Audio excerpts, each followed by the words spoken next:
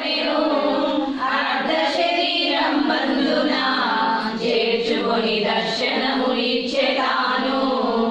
120 గోత్ర దంపతులు అగ్నిలో భస్మమైరి. గురువైన భాస్కరుండు బాలురను దగ్గరకు చేర్చుకొనెను. శివ విమానములొచ్చెను, శైవులకు స్వాగతము చెప్పెనమ్మా.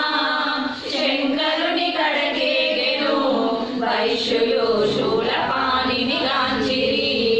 విష్ణుదూతలు వచ్చెను, వైష్ణవులు విష్ణునే గాంచిరమ్మా.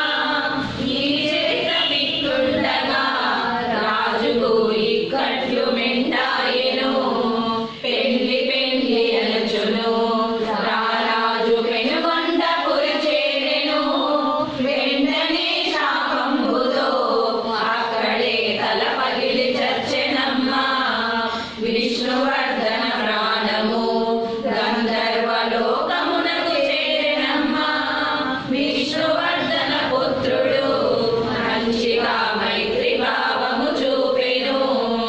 అతి వైభవంబు నిండే విరువాక్ష పట్టాభిషేకంబుతో మంగళంబులు పాడిరి.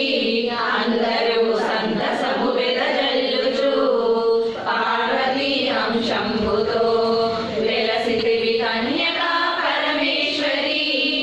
ఆర్యవైశ్యులకెల్లను ఇలవేల్పు వైదిమని పొగిడినారు. వైశాఖ శుద్ధ దశమి